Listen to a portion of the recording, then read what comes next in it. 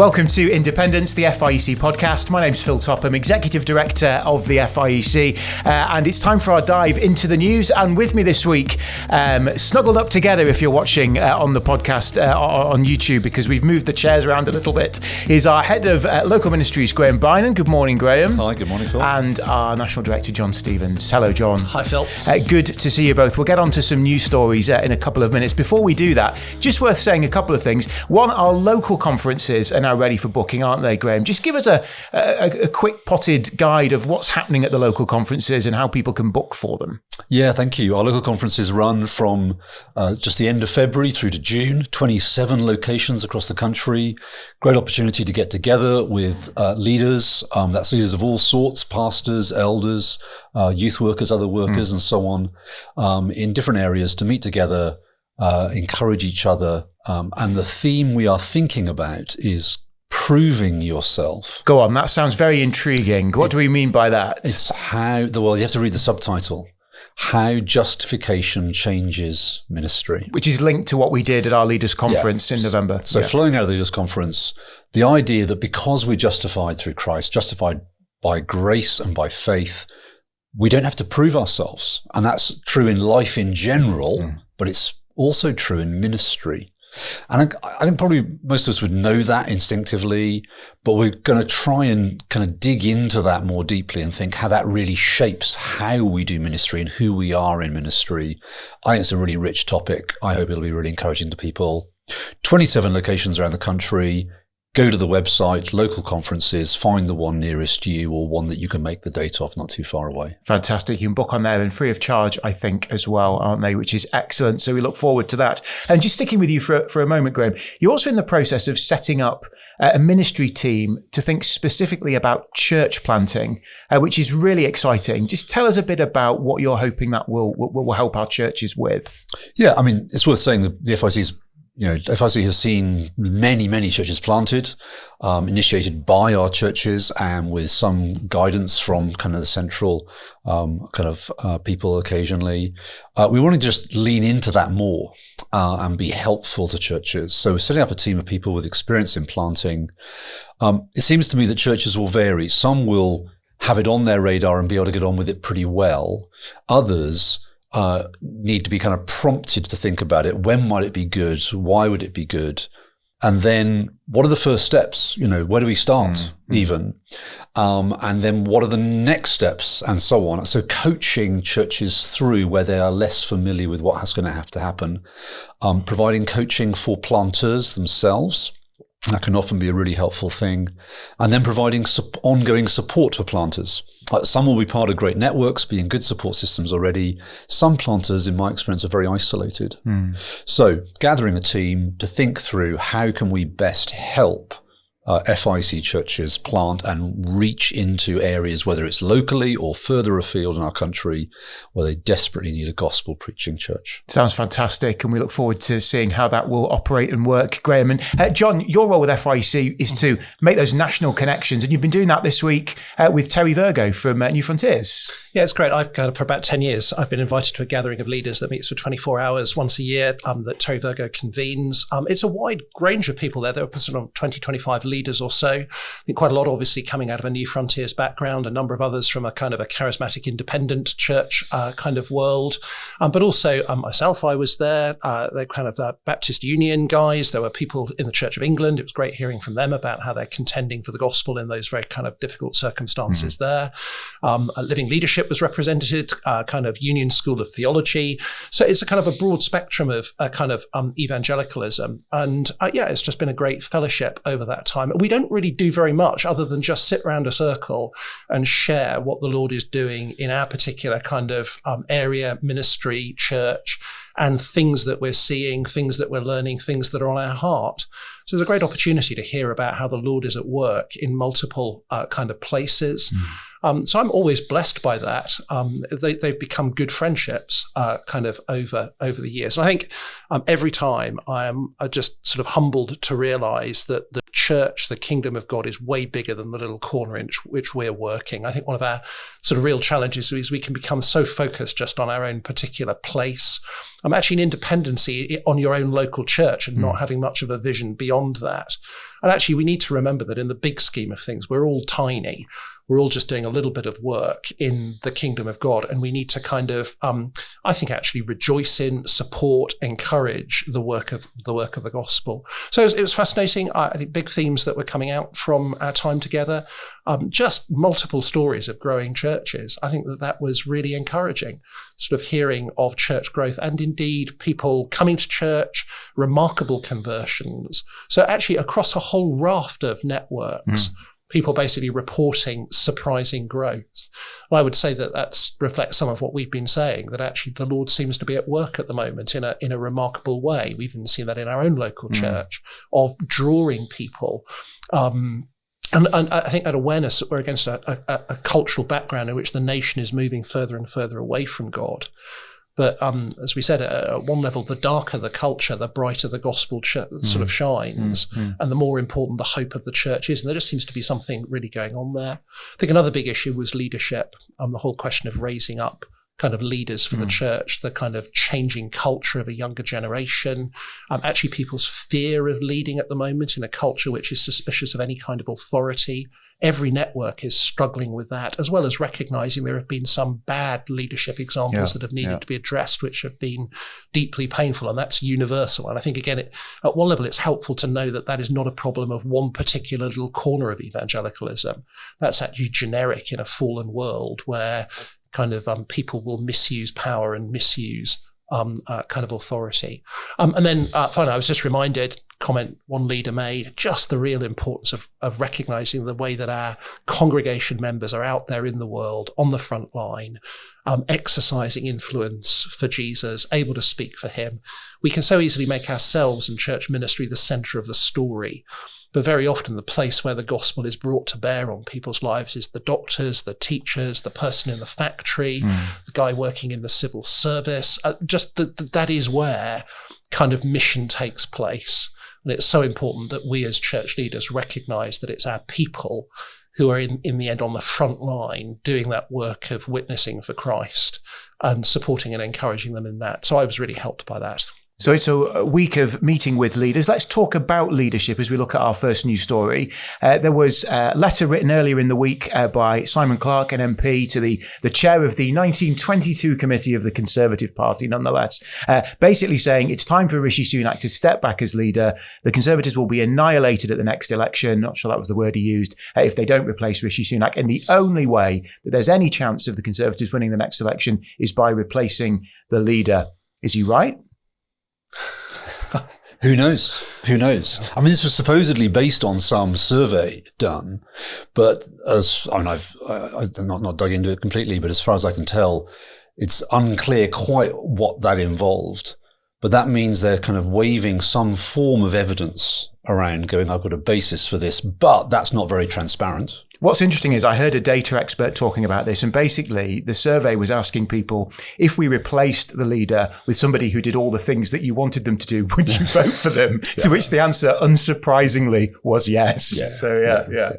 So it doesn't seem overly transparent. But is changing a leader always the answer to success? Well, not necessarily. And I think actually one has to recognise there's a massive challenge within the Conservative Party at the moment, in that it's a very divided party with people with a very different vision of kind of what the party ought to be doing and what it ought to be standing for. So really since Brexit, since 2019, there's been this kind of coalition between the red wall and the blue wall, constituencies that were Labour constituencies that were more working class, Brexit supporting. Heartlands of conservatism in the southeast would be more middle class, more educated, probably more Remain leading. And actually holding those two groups together when actually they have fundamentally different visions as to the kind of country we should be and the policies that we should have is extraordinarily difficult. I think it's worth recognising the massive victory of 2019 was a consequence of wider circumstances, namely the kind of the need to get Brexit done and a total frustration with the gridlock that had been caused in British politics.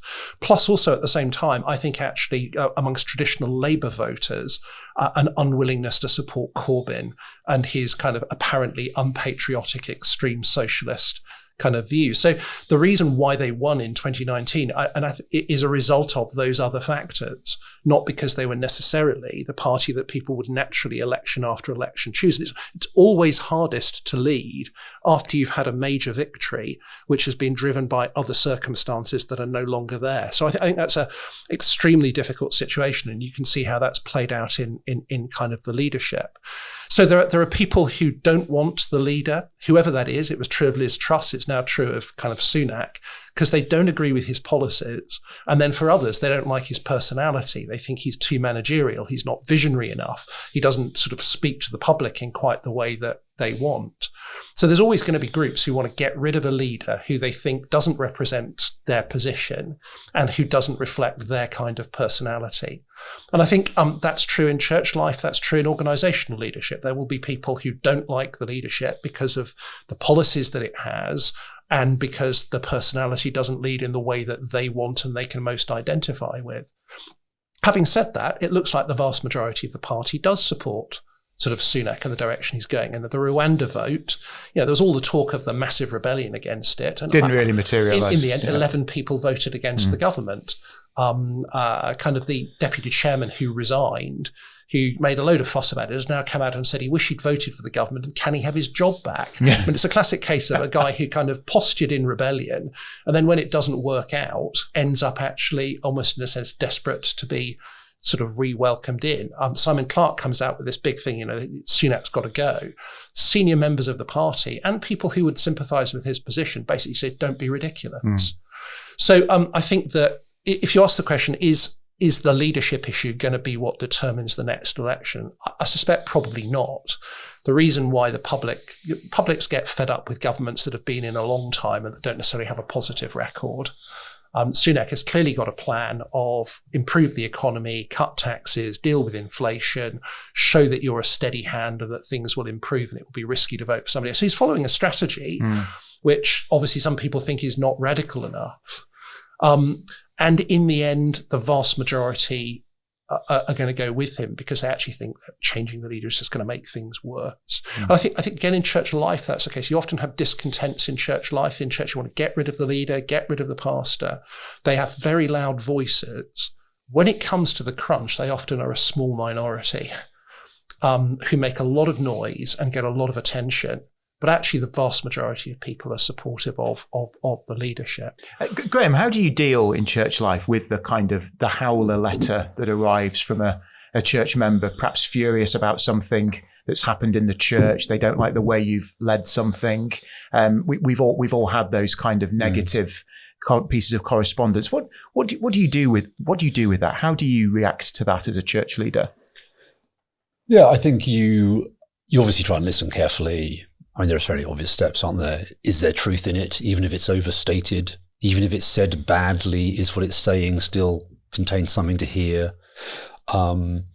Leaders will make all kinds of mistakes. We mustn't get into the I must just defend everything I do mentality.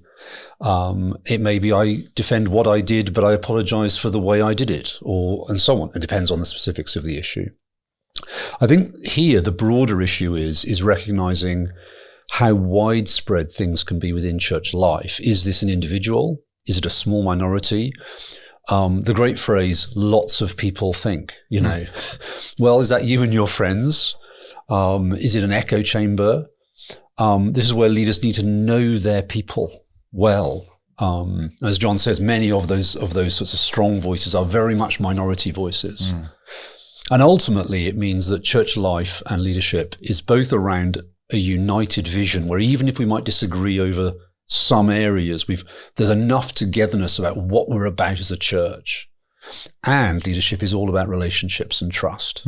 So even that person who writes the letter and doesn't like what you've done, that you are kind to them, that you listen to them, that will stand you in good stead. That's good advice. Just in terms of leadership and church leadership, obviously the gospel is unchanging. the context of the moment that we're in is constantly changing. One of the challenges of leadership is how to bring the gospel to bear into a particular moment. And that depends on what the circumstances are, what the challenges are, what the best way of responding to them is. That requires a massive amount of wisdom and spiritual discernment. It's worth recognizing that Christians won't always agree on that. Actually, as politicians are trying to work out how do they bring their core principles to bear at a particular moment in history, wanting all of them, presumably, to try to bring about what they see as a better society. At one level, churches, we have to recognise there isn't going to be a unanimity on that, and we do have to work through that. I think it's therefore hugely important to listen to others, that inevitably every church is a sort of coalition. And you do need to listen to all of the voices in order to help kind of shape and develop what the right way is to respond. You need all of those insights to be able to see how to be able to lead kind of as a whole, and that requires wisdom. If you just become sort of deaf to what everybody's saying, that will build up the rebellion. Rightly so, because you're no longer sensitive and listening. There's also a point at which actually for some people, actually the right thing is for them to go elsewhere if they don't want to support a particular church's leaders and its direction, but that's the view of the church as a whole. At one level, you recognise that is not then the right place for you. I mean, it's like politicians ultimately deciding to cross the floor and join another party because they realise that better represents what they believe in, what they want to do it. And I think sometimes there is an appropriate place for people to say, okay, the leadership has decided this. They believe in good conscience. This is the right thing to be doing. It's not what we agree with. And if we want to pursue something else, actually it's right to go and find people with whom you can pursue that. And there's that balance between people making that choice because it's the right thing for them to do, and the kind of the Mark Driscoll leadership of throwing people under the bus because they're not with you. That's absolutely not what we should be doing. But there is also a right and proper place for people sometimes to say, given what I believe in, given what I want to see happen, actually I need to kind of identify myself with a different church, a different leader, because that will be mutually beneficial to everyone. And leaders need to help people leave well in those circumstances, don't they, Graham? Yeah, absolutely. I mean, I've seen this from both sides, but take the side where someone turns up at my church saying, I'm wondering about coming here. One of my first questions is, have you spoken to your leaders? So there's a responsibility of the people to go to their leaders and say, I'm wrestling with this, I struggle with this, or whatever the issue is, help me think this through. And that's actually a very humble thing to do, a very hard thing to do, but exactly the right thing to do. And then leaders have a responsibility when they know people are discontent to not to keep on prying and try and force them to stay or whatever, or force them to leave, but just to try and be proactive in saying, let me help you make the most honouring and wise decision in this situation. Kind of Terry Virgo gathering, it's just worth recognising that the church is way bigger than just my individual local church, with a spectrum of different sort of theological views on secondary issues, different ministry philosophies, different focuses on what they're going to do. We can all serve in different places, and at one level you have to find where are you going to most flourish given your heart calling and beliefs within the kind of the Church of Jesus Christ.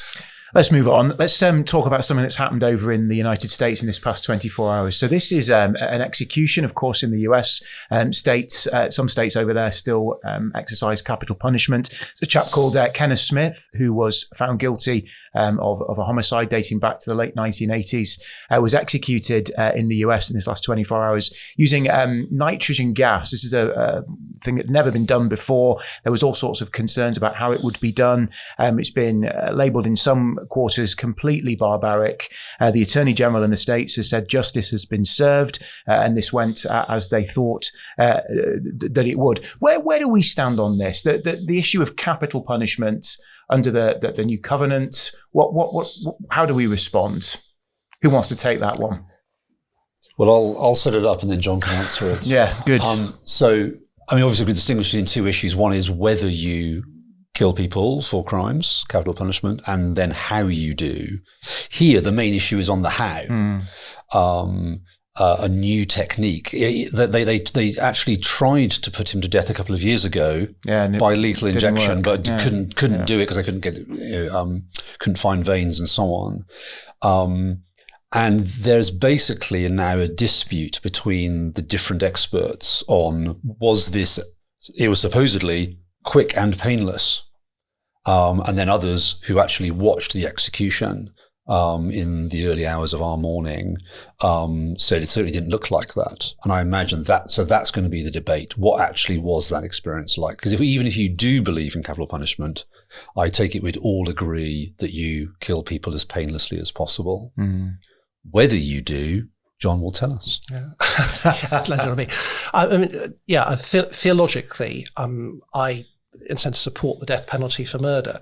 It seems to me that that's established by God in the covenant with Noah. It's not actually an old covenant, new covenant issue. It seems to be fundamental to the justice that God establishes in the world. There he commands that if somebody spills life, their life should be spilled. There's a justice and appropriate principle of retributive punishment that matches the crime. It's in a sense an extension of that principle, eye for eye, tooth for tooth, which is not about kind of revenge. It's actually about proportionality.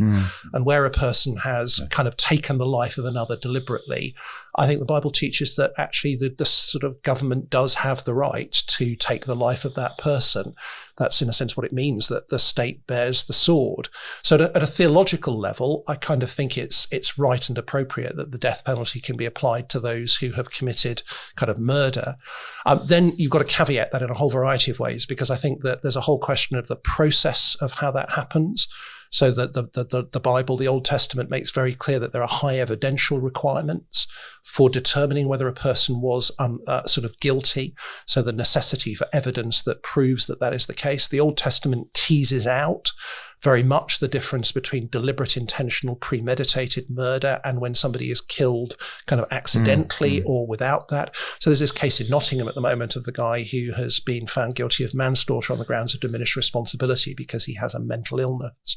There's been some outrage about the sentence that's been received, but that's really all about culpability. So harm-wise, he has killed 3 people, and that's kind of really wicked. And that's not in doubt. That's not in doubt. The question is, would he be culpable given his mental state for what he's done? Is that a premeditated intentional murder, or does it fall into those other categories? I think in the States, there are all sorts of issues with the death penalty over the way that is applied and whether that is applied fairly to different racial groups, which is bound up with prejudice. It's bound up with the provision of lawyers. It's bound up with the provision of kind of defense.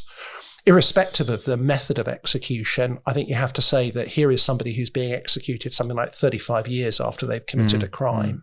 And actually the crime was awful. Here is a man who was paid to kill a pastor's wife. Yeah, he's a contract killer. A paid assassin. Yeah. This is kind of, almost the worst kind of calculated murder that there could be. But 35 years is an extraordinary period of time. And I think it's an utter failure of a judicial system that if it does believe in the kind of the death penalty, it takes that long for it to resolve. Ironically, if you go back to the English death penalty cases, death penalty was abolished in 1965. People were usually executed within 2 weeks of being convicted. That was normal. That was how the process was done, including all appeals. So there's an injustice and an inhumanity in the whole extended period kind of anyway.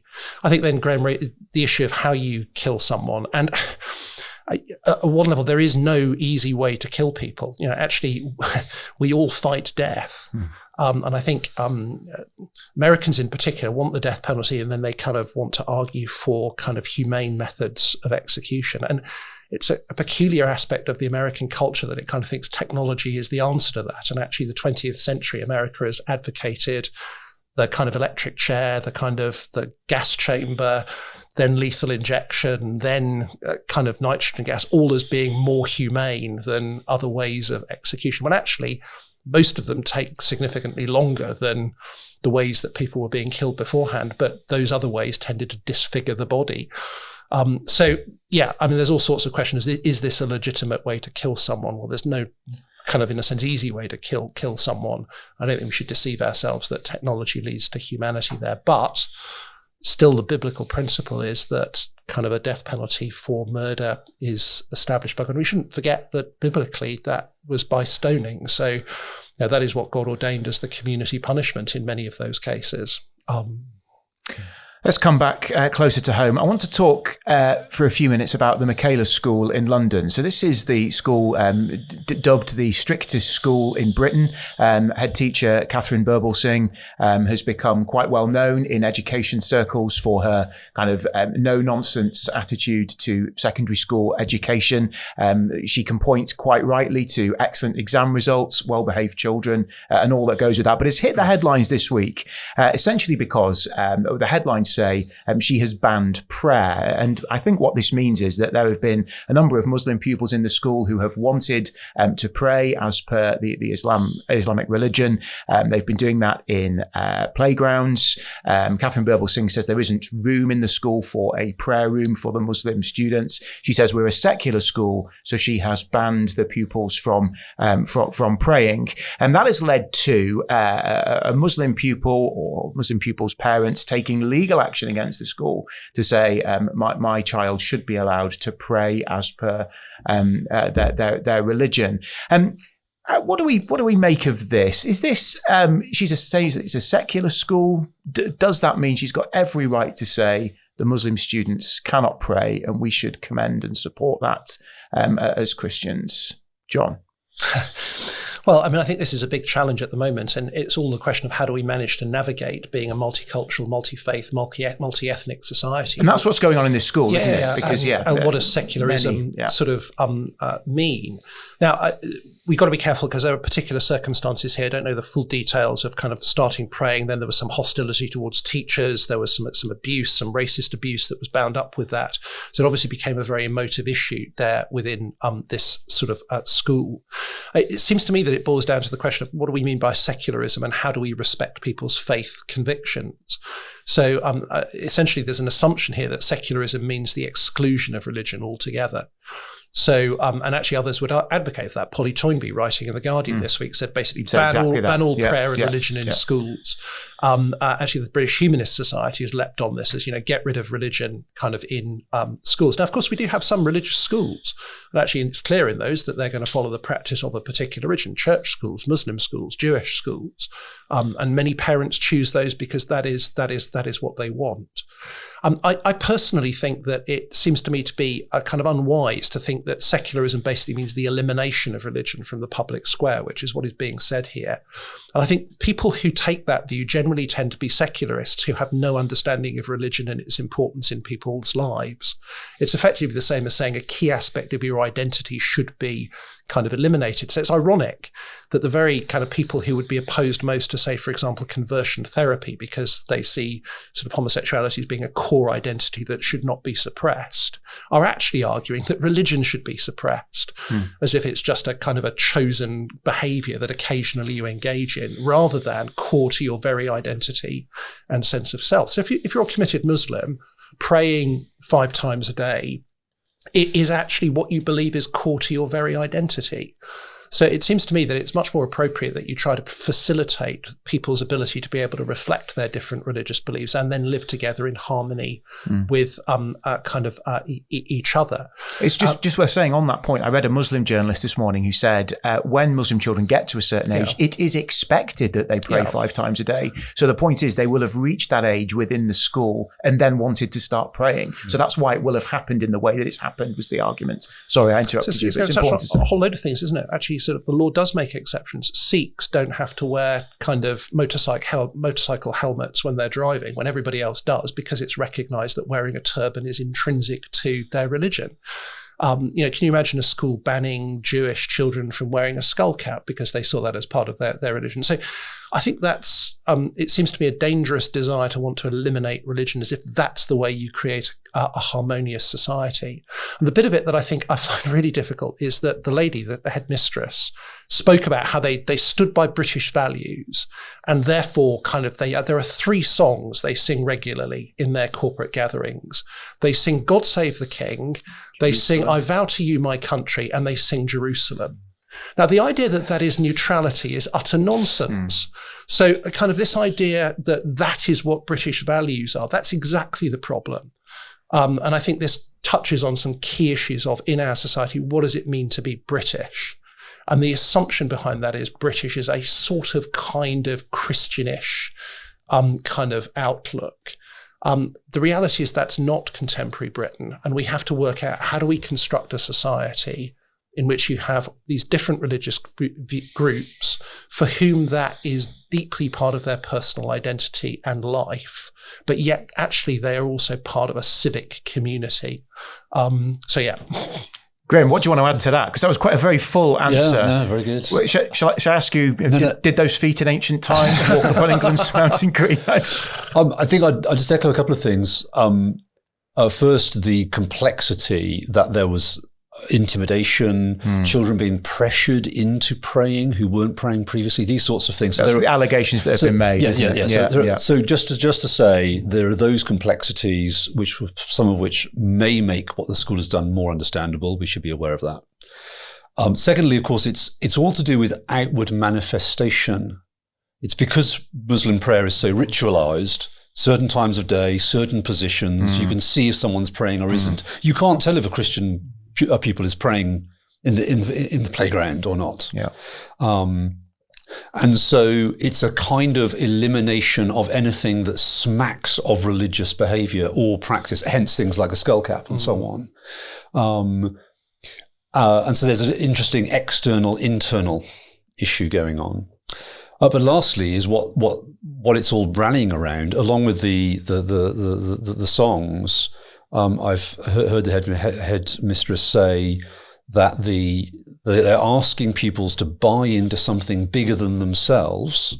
That is our country. Yeah. So it's a kind of nationalism trumps religion kind of idea.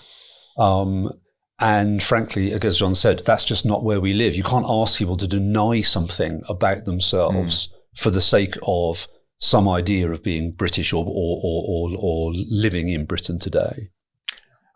And I think from a Christian perspective, again, it just reminds us that religious freedom goes all ways. We might object if sort of prayers were being eliminated from kind of Christian schools in the name of secularism, or Christianity were being kind of removed from the public sphere. And some Christians kind of have a great fear of Islam, and actually they're sort of in a sense saying, "Oh, great, this is being kind of restricted." And I think that's not the right way at all.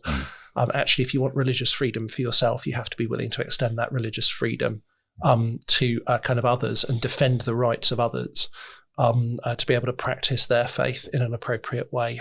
Great stuff. My daughter, in her Christmas nativity, the first song they sang at Church of England school was Jesus, Saviour of the World. And I thought, praise God for that. That's good that she's allowed to do that, even in a school setting, and we should give thanks for that. Brothers, it's been great to talk about what's been going on in the news. I hope you have a really good weekend. Thank you so much for listening. If you've enjoyed it, do rate or leave a review so others can find it, and we'll look forward to speaking to you again very soon. Thank you.